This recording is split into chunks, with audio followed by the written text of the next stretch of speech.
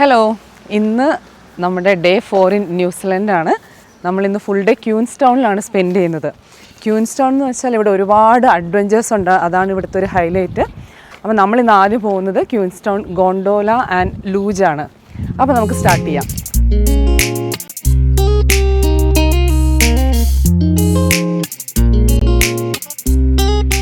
ഇന്നലത്തെ സ്റ്റേ ക്യൂൻസ് ടൗണിൽ തന്നെയായിരുന്നു. അതുകൊണ്ട് നമുക്ക് ഇങ്ങോട്ടൊരു ലെസ് ദാൻ 10 മിനിറ്റ്സ് ഡ്രൈവേ ഉള്ളൂ.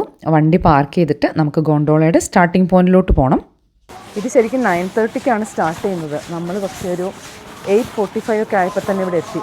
അത്യാവശ്യം നല്ല തിരക്കായിരിക്കും, കാരണം ക്രിസ്മസ് ഹോളിഡേയ്സ് ഒക്കെ അല്ലേ, അതുകൊണ്ട് ഇവിടെ ഇപ്പം തന്നെ അത്യാവശ്യം ആളുകളുണ്ട്. നമ്മൾ ടിക്കറ്റ്സൊക്കെ ഓൾറെഡി തന്നെ ബുക്ക് ചെയ്തിട്ടുണ്ടായിരുന്നു. ഈ കാണുന്ന ആ ഒരു ഗോണ്ടോലയില്ലേ, ഇതിൻ്റെ ഏറ്റവും ആദ്യത്തെ 1965 ഇത് സ്റ്റാർട്ട് ചെയ്തപ്പോൾ ഉള്ള ആ ഒരു ഗോണ്ടോളയാണ്. നമ്മൾ കുറച്ച് നേരം വെയിറ്റ് ചെയ്തപ്പോൾ തന്നെ നമ്മുടെ ഗോണ്ടോള വന്നു.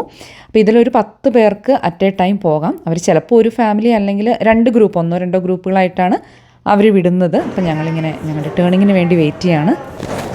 അങ്ങനെ നമ്മൾ ഗോണ്ടോലയിൽ കയറി. ഈ ഒരു റൈഡ് നമ്മളെ ഒരു 450 മീറ്റേഴ്സ് ഹൈറ്റിലോട്ട് കൊണ്ടുപോകും. ആ ഒരു ഹില്ലിൻ്റെ പേരാണ് ബോബ്സ് പീക്ക്. നമ്മൾ മേലോട്ട് പോകുന്നത്. ആൻഡ് ഇവിടെ നിന്നുള്ളൊരു വ്യൂ, അതാണ് ഇതിൻ്റെ ഒരു ഹൈലൈറ്റ്. നമുക്ക് ക്യൂൻസ് ടൗണിൻ്റെ ഒരു 360 ഡിഗ്രി പനോരമിക് വ്യൂ കിട്ടും. And it's so beautiful. അത്ര ഒരു ബ്യൂട്ടിഫുൾ റൈഡാണ്. 5 മിനിറ്റ്സ് നമ്മൾ തീർന്നു പോകുന്നത് അറിയില്ല.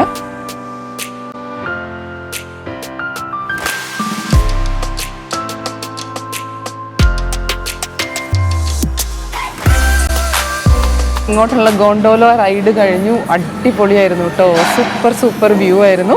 ഇനി നമ്മൾ ലൂജിലോട്ട് പോവാണ്. ഇഷ്ടമായ ഇവാൻ? എങ്ങനെ ഉണ്ടായിരുന്നു ഗോണ്ടോള? സൂപ്പർ ആയിരുന്നോ? നമ്മൾ ഗോണ്ടോളയിൽ കയറി ഇവിടെ എത്തി. ഇവിടെ നിന്നാണ് നമ്മുടെ ഈ ഒരു ലൂജിൻ്റെ സ്റ്റാർട്ടിംഗ് പോയിന്റ്. അപ്പോൾ ലൂജ് എന്താണെന്ന് നിങ്ങൾ വിചാരിക്കുന്നുണ്ടാവും. ഞാൻ ഉടനെ തന്നെ കാണിച്ചു തരാം. ഇവിടെ നിന്ന് നമുക്കൊരു ചെയർ ലിഫ്റ്റ് ഉണ്ട്. ചെയർ ലിഫ്റ്റിൽ നമ്മൾ കുറച്ചുകൂടെ ഹൈറ്റിൽ പോയിട്ട് അവിടെ നിന്നാണ് ലൂജ് സ്റ്റാർട്ട് ചെയ്യുന്നത്. അപ്പോൾ നമ്മളിവിടെ വളരെ നേരത്തെ, അതായത് നമ്മൾ one of the first Riders ആണെന്ന് പറയാം.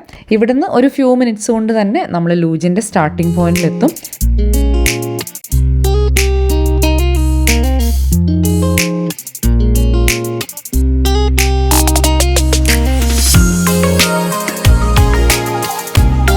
ഇതാണ് ലൂജിൻ്റെ സ്റ്റാർട്ടിംഗ് പോയിന്റ്. ഈ കാണുന്ന കാർട്ടിലാണ് നമ്മൾ റൈഡ് ചെയ്യാൻ പോകുന്നത്. ഇതിനങ്ങനെ പ്രത്യേകിച്ച് സ്കില്ലോ ട്രെയിനിങ്ങോ ഒന്നും ആവശ്യമില്ല. നമുക്കൊരു ബേസിക് സ്റ്റിയറിംഗ് ബാലൻസ് ഉണ്ടെങ്കിൽ ഈസി ആയിട്ട് ചെയ്യാൻ പറ്റും. അവർ ഇതെങ്ങനെയാണ് കൺട്രോൾ ചെയ്യുന്നതെന്ന് നമുക്ക് കറക്റ്റായിട്ട് പറഞ്ഞു തരും. ബേസിക്കലി ഇതിനൊരു ഹാൻഡിലുണ്ട്, അത് പുള്ളി ഇതാ ബ്രേക്ക് ആവും അല്ലെങ്കിൽ ആക്സിലാവും, അത്രയേ ഉള്ളൂ. അപ്പോൾ ഞങ്ങളങ്ങനെ ലൂജിൽ കയറി ഒരു പ്രാവശ്യം താഴെ വന്നു. ഇനി വീണ്ടും ഈ ചെയർ ലിഫ്റ്റിൽ കയറി മേലെ പോകണം. അപ്പോൾ നമുക്കങ്ങനെ അപ് ടു 5 ടൈംസ് ചെയ്യാം. അടിപൊളിയാണ്, സൂപ്പർ ഫണ്ണായിരുന്നു. ഞാനായിരുന്നു ലാസ്റ്റ് വൺ എത്താനായിട്ട്. നമുക്ക് 1 ടൈം വേണമെങ്കിൽ അങ്ങനെ ചെയ്യാം, പിന്നെ 3 ടൈം 5 ടൈം അങ്ങനെയൊക്കെ ചെയ്യാം കേട്ടോ. അപ്പോൾ ഇത് വളരെ പെട്ടെന്ന് തീരും. പിന്നെ ഇവർക്ക് ഭയങ്കര ഇഷ്ടമായിരുന്നു. അപ്പോൾ അതുകൊണ്ട് ഞങ്ങളങ്ങനെ 5 ടൈംസ് അങ്ങനെയാണ് നമ്മൾ ബുക്ക് ചെയ്തത്.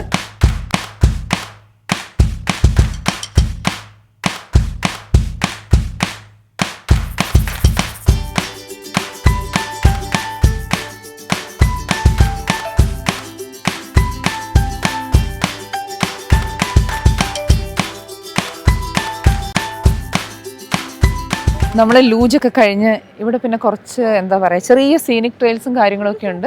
ചുമ്മാ ഇതിലേക്ക് ഇങ്ങനെ നടന്ന്, പിന്നെ അതുപോലെ പിക്നിക് ടേബിൾസ് ഉണ്ട്. അപ്പം ഞങ്ങളിങ്ങനെ ഇവിടെ വന്ന് ഇരുന്നതാണ്.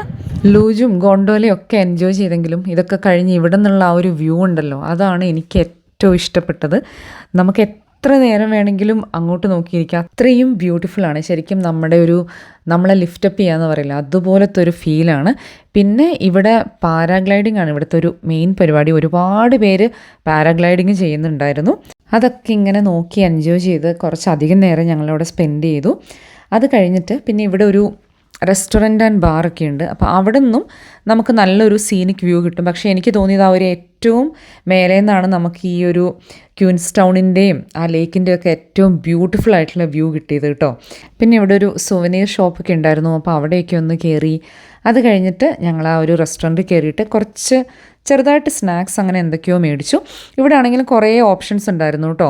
സാലഡും പിന്നെ അതുപോലെ പിസ്സ, എന്തൊക്കെയോ റാപ്പ് റോൾ, അങ്ങനെ അത്യാവശ്യം നമുക്ക് എന്തെങ്കിലുമൊക്കെ ലഞ്ചിനൊക്കെ കഴിക്കാൻ പറ്റുന്ന പോലത്തെ കുറേ ഐറ്റംസ് ഒക്കെ ഉണ്ടായിരുന്നു. ഇവിടെയാണെങ്കിൽ അങ്ങനെ ഭയങ്കര പ്രൈസി ഒന്നുമല്ല, ക്വൈറ്റ് റീസണബിൾ ആയിട്ടാണ് എനിക്ക് തോന്നിയത്. അത് കഴിഞ്ഞിട്ട് ഇവിടെ നമുക്കൊരു ഗോണ്ടോള സുവനീർ കോയിൻസ് മേടിക്കാവുന്ന 2-3 മെഷീൻസ് ഉണ്ടായിരുന്നു. അപ്പോൾ അവിടെ നിന്ന് ഞങ്ങൾ 2 കോയിൻസൊക്കെ മേടിച്ചു. ഇനി നമ്മൾ തിരിച്ച് ഗോണ്ടോള വഴി വീണ്ടും നമ്മൾ താഴോട്ട് പോവാണ്. നമ്മുടെ ഗോണ്ടോള ലൂജ് പരിപാടികളൊക്കെ കഴിഞ്ഞു. അതുപോലെ നമുക്കിവിടെ നിന്ന് നമ്മുടെ കുറച്ചധികം ഫ്രീ ഫോട്ടോസ് നമ്മുടെ ഗോണ്ടോള റൈഡിങ്ങിൻ്റെ അതൊക്കെ ഈ ടിക്കറ്റിൻ്റെ തന്നെ ഭാഗമായിട്ട് അവർ ഫ്രീ ആയിട്ട് തന്നു. എനിക്കത് നല്ലൊരു അടിപൊളി കാര്യമായിട്ട് തോന്നി. സാധാരണ അങ്ങനെ മെൽബണിലോ ഓസ്ട്രേലിയയിലോ എവിടെയും അങ്ങനെ കണ്ടിട്ടില്ല. എങ്ങനെയുണ്ടായിരുന്നു ലൂജ്? ഇഷ്ടപ്പെട്ടോ? ഓക്കെ, സാർക്ക് ഇഷ്ടമായോ? അപ്പൊ രാവിലെ ഇവരുടെ അഡ്വഞ്ചറസ് ഫണ്ണായിരുന്നു. ഇനി ഇത് കഴിഞ്ഞിട്ട് നമ്മുടെ സീനിക് ഡ്രൈവ് ആണ്. ലൂജിലെ പരിപാടികളൊക്കെ കഴിഞ്ഞ് ഇനി നമ്മൾ ക്യൂൻസ്റ്റൗൺ ടു ഗ്ലെനോർക്കി ഡ്രൈവ് ചെയ്യാണ്. ഒരു സീനിക് ഡ്രൈവ് ആണ്. ക്വീൻസ്റ്റൗൺ ടു ഗ്ലെനോർക്കി വളരെ പോപ്പുലർ ആയിട്ടുള്ള ഒരു ബ്യൂട്ടിഫുൾ സീനിക് ഡ്രൈവാണ്.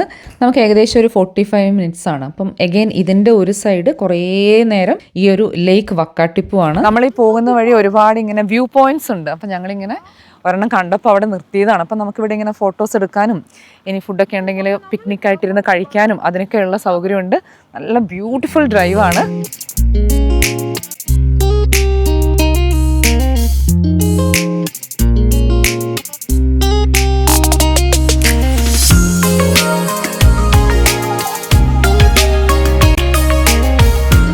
ഈ ലേക്കിനോട് ചേർന്നിട്ട് ചെറിയൊരു വാക്കിംഗ് ട്രെയിൽ ഉണ്ടായിരുന്നു. കുത്തനെയുള്ള ഇറക്കാണ്. ഞങ്ങൾ ചുമ്മാ ഒന്ന് കുറച്ച് ദൂരം പോയി നോക്കാമെന്ന് വിചാരിച്ചു. അധികം ദൂരമില്ല, പക്ഷേ നല്ല കുത്തനെയുള്ള ഇറക്കമായിരുന്നു. ഇവിടുത്തെ ഏറ്റവും ഒരു മെയിൻ ഹൈലൈറ്റ് എന്ന് പറയുന്നത് ഇങ്ങനെ ഒരുപാട് വാക്കിംഗ് ട്രെയിൽസാണ്. നമുക്ക് പൊതുവേ ഒരു വെക്കേഷൻ പോകുക എന്ന് പറയുമ്പോൾ നല്ല റിലാക്സ്ഡ് ആയിട്ട് കുറച്ച് സ്ഥലങ്ങളൊക്കെ കാണുക, നല്ല കുറച്ച് ഫോട്ടോസൊക്കെ എടുക്കുക, അതാണല്ലോ നമ്മുടെ മനസ്സിലോട്ട് ആദ്യം വരിക. പക്ഷേ ഇവിടെയുള്ള ആളുകളെ സംബന്ധിച്ച് അത് കുറച്ച് ഡിഫറെൻ്റ് ആണെന്നാണ് എനിക്ക് തോന്നിയിട്ടുള്ളത്. അവർ കുറച്ചും കൂടെ വളരെ ആക്റ്റീവായിട്ടുള്ള ലൈഫ് സ്റ്റൈൽ ഇഷ്ടപ്പെടുന്നവരാണ്. ഇവിടെ എന്തോരം ഇങ്ങനെ വാക്കിംഗ് ഹൈക്കിംഗ് ട്രെയിൽസ് ആണെന്നറിയോ. നമ്മൾ നല്ലൊരു സ്ഥലം കാണാനാണെങ്കിലും നമ്മൾ കുറച്ച് എഫേർട്ട് ഇട്ടാലാണ് നമുക്ക് മിക്കവാറും കാണാൻ പറ്റുക. നമുക്ക് ആദ്യമൊക്കെ ഇത് കുറച്ച് ഡിഫറെൻ്റ് ആയിട്ടുള്ളൊരു എക്സ്പീരിയൻസ് ആയിരുന്നു. പക്ഷേ ദെൻ നമ്മൾ ശരിക്കും ഇത് എൻജോയ് ചെയ്യാൻ തുടങ്ങി. നമ്മളൊരു സ്ഥലത്ത് പോയി ജസ്റ്റ് ആ ഒരു സ്ഥലം കണ്ടുവരിക എന്നതിൽ കൂടുതൽ കുറച്ചുകൂടെ നമുക്ക് പറ്റുന്ന പോലെ എക്സ്പ്ലോർ ചെയ്യുക, ആ ജേണി ശരിക്കും എക്സ്പീരിയൻസ് ചെയ്യുക. അങ്ങനെയൊക്കെ നമ്മൾ ട്രൈ ചെയ്യാറുണ്ട്. മക്കൾസിനാണെങ്കിലും അങ്ങനെ നടക്കാൻ അങ്ങനെ മടിയൊന്നുമില്ല, അവർക്കും ഇഷ്ടമാണ്. എനിക്ക് തോന്നുന്ന ഓരോ യാത്രകൾ കഴിയുന്തോറും ഇങ്ങനത്തെ സീനിക് ഡ്രൈവും ട്രെയിൽസും ഒക്കെ അവരും കൂടുതൽ എൻജോയ് ചെയ്യുന്നതായിട്ട് തോന്നാറുണ്ട്. നമ്മൾ ആ വ്യൂ പോയിന്റിൽ നിന്നും വീണ്ടും നമ്മുടെ ജേണി കണ്ടിന്യൂ ചെയ്യുകയാണ്. ഈ കാണുന്നത് മുഴുവൻ ലേക്ക് വക്കാട്ടിപ്പുമാണ്. ഈ ഒരു ഡ്രൈവാണെങ്കിലും ഒന്നും പറയാനില്ല, അത്രയും ബ്യൂട്ടിഫുൾ ഡ്രൈവായിരുന്നു. അപ്പോൾ നമ്മൾ ഇതിനു മുന്നേയുള്ള 2 ദിവസങ്ങളിലാണെങ്കിലും ഓരോ യാത്രകളും നമുക്ക് വ്യത്യസ്തങ്ങളായിട്ടുള്ള എക്സ്പീരിയൻസ് ആയിരുന്നു കേട്ടോ. അപ്പോൾ നമ്മളിങ്ങനെ കുറേ സീനിക് ഡ്രൈവ് ആണല്ലോ നമ്മുടെ ഒരു മെയിൻ ഹൈലൈറ്റ് എന്ന് പറയുന്നത്. ഈ ഗ്ലെനോർക്കി നമുക്ക് കുറച്ചൊരു സമയത്തിൻ്റെ കുറവുണ്ടായിരുന്നു.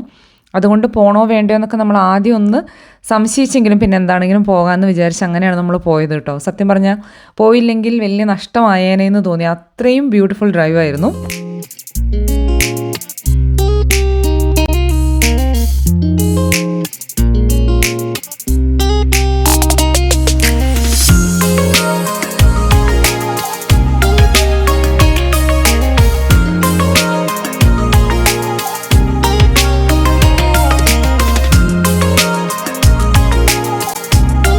നമ്മളിവിടെ ഓൾമോസ്റ്റ് ഗ്ലെനോർക്കി എത്തി. 1 മണി ആവാറായ സമയം. അപ്പം നമ്മളിനി എന്തെങ്കിലും കഴിച്ചിട്ട് നമ്മുടെ ഗ്ലെനോർക്കി, ഇവിടെ ഒരു വോക്കാണ് മെയിനായിട്ടുള്ളത്, അങ്ങോട്ട് പോകാമെന്ന് വിചാരിക്കുന്നത്. നമ്മളങ്ങനെ ഗ്ലെനോർക്കിയിലെത്തി. നല്ല രസമുള്ളൊരു കുഞ്ഞു ടൗണാണ്. ഇവിടെ കുറച്ച് ഈറ്ററീസ് ഒക്കെ ഉണ്ട്. അപ്പോൾ ഇതിലേക്ക് നടന്ന് ആദ്യം എന്തെങ്കിലും കഴിക്കട്ടെ. ഇതാണ് ഇവിടെ നിന്നുള്ളൊരു വ്യൂ. നല്ല രസമുണ്ട്. വളരെ ചെറിയ ടൗണാണ് കേട്ടോ. കുറച്ച് ഈറ്ററീസ് ഒക്കെ ഉണ്ട്.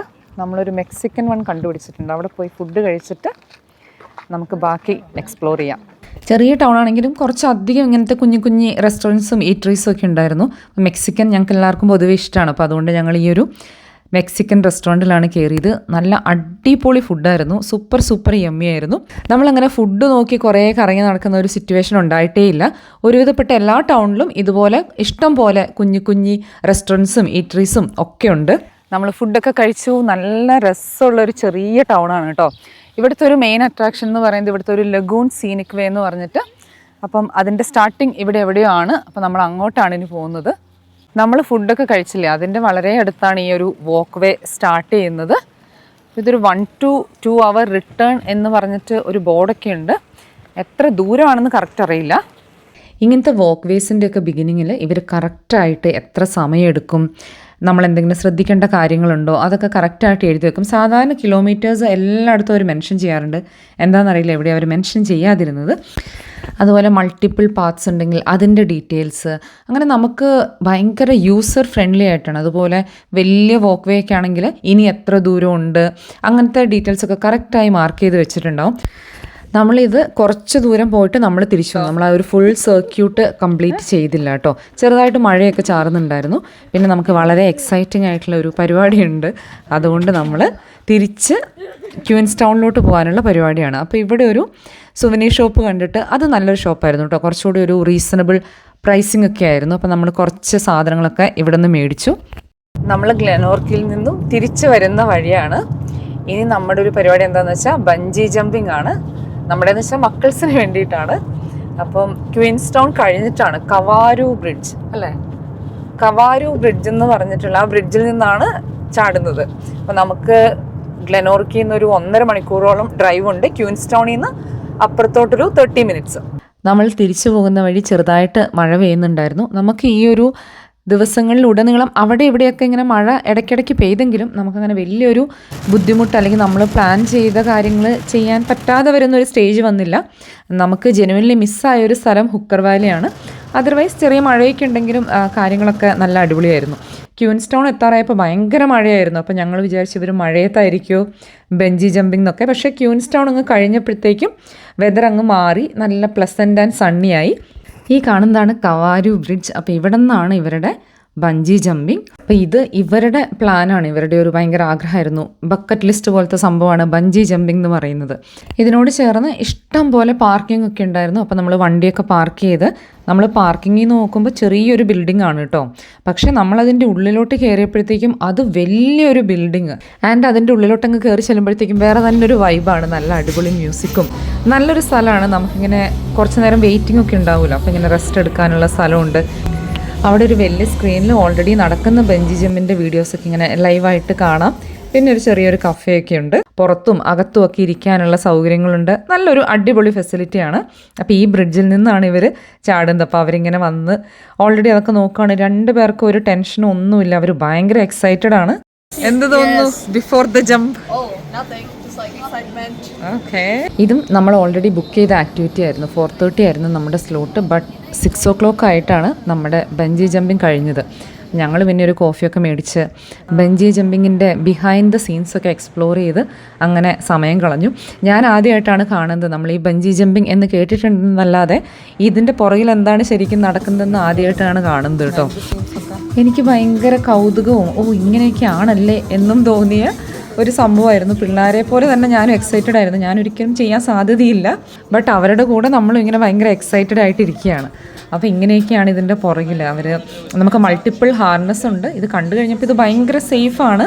പിന്നെ അവർ കറക്റ്റ് ഇൻസ്ട്രക്ഷൻസ് കൊടുക്കും. പേടിയുള്ളവർ അവരെ നന്നായിട്ട് എൻകറേജ് ചെയ്യും. ഇവർക്ക് 2 പേർക്കും ഒട്ടും പേടിയൊന്നും ഇല്ലായിരുന്നു. ഭയങ്കര എക്സൈറ്റ്മെൻ്റ് ആയിരുന്നു.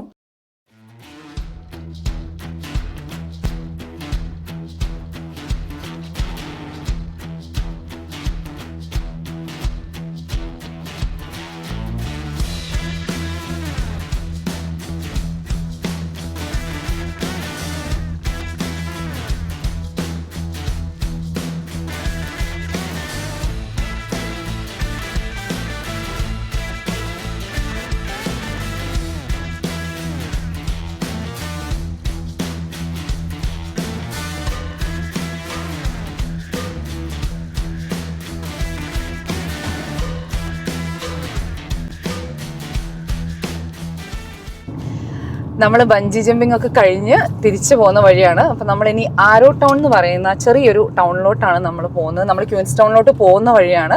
അപ്പം ജസ്റ്റ് അതിലൊന്ന് കയറി തിരിച്ച് ക്യൂൻസ് ടൗണിലോട്ട് പോകാനാണ് പരിപാടി.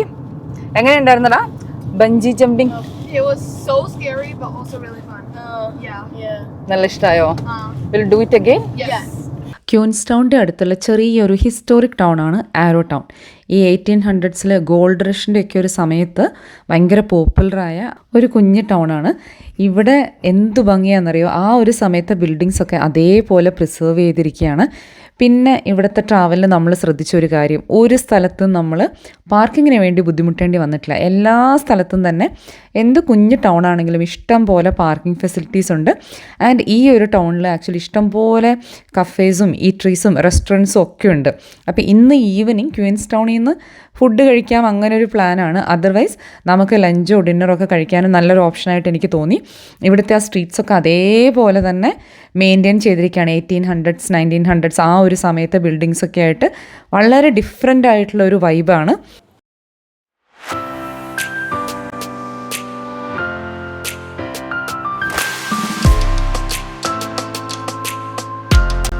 പിന്നെ നമ്മൾ നേരെ പോയത് ക്വീൻസ് ടൗണിലോട്ടാണ്. അപ്പോൾ നമ്മൾ ഇന്ന് ഈവനിങ് അവിടെ സ്പെൻഡ് ചെയ്ത് ഡിന്നറൊക്കെ അവിടെ നിന്ന് കഴിക്കാനുള്ളൊരു പരിപാടിയാണ്. അപ്പോൾ ക്വീൻസ് ടൗണിൽ നമുക്കൊരു നൈറ്റ് മാർക്കറ്റ് എന്ന് പറഞ്ഞിട്ട് ആ ലേക്ക് വക്കാട്ടിപ്പൂവിനോട് ചേർന്നിട്ടൊരു ബ്യൂട്ടിഫുൾ ഏരിയ ഉണ്ട്.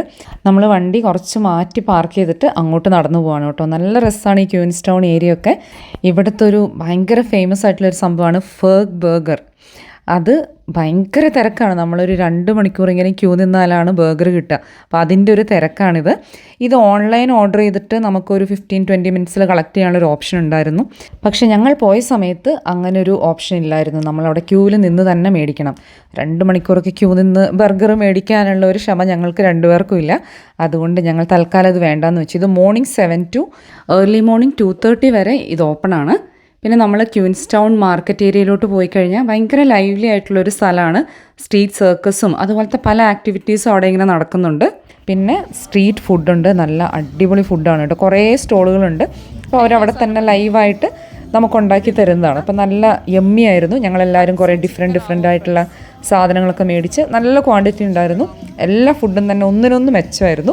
ഞങ്ങൾ ഫുഡൊക്കെ വാങ്ങി ലേക്ക് സൈഡിലിരുന്ന് അതങ്ങനെ എൻജോയ് ചെയ്ത് കഴിച്ച് നല്ലൊരു അടിപൊളി എക്സ്പീരിയൻസ് ആയിരുന്നു. ക്വീൻസ് ടൗണിൽ ഞങ്ങൾ സ്പെൻഡ് ചെയ്ത ഈവനിങ്സൊക്കെ ഞങ്ങൾക്ക് ഒരുപാട് ഇഷ്ടപ്പെട്ടു. നല്ല രസമാണ്. ഈ ഒരു ടൂറിസ്റ്റ് ടൗൺ ആയതുകൊണ്ട് തന്നെ രാത്രി ലേറ്റ് ആയാലും നല്ല ലൈവ്ലിയാണ്. ഞങ്ങൾ കുറേ സമയം അവിടെ അങ്ങനെ ലേക്ക് സൈഡിലിരുന്ന് പിന്നെ അത് കഴിഞ്ഞ് ഞങ്ങൾ ടൗണിൽ കൂടെ ചുമ്മാ അങ്ങനെ കറങ്ങി, അങ്ങനെ നല്ലൊരു ദിവസമായിരുന്നു. ഇതാണ് നമ്മുടെ ഡേ 4 ഇൻ ന്യൂസിലൻഡ്. നമുക്ക് ബാക്കി വിശേഷങ്ങളുമായിട്ട് അടുത്ത വീഡിയോയിൽ കാണാം. അതുവരെ എല്ലാവർക്കും ബൈ, ടേക്ക് കെയർ.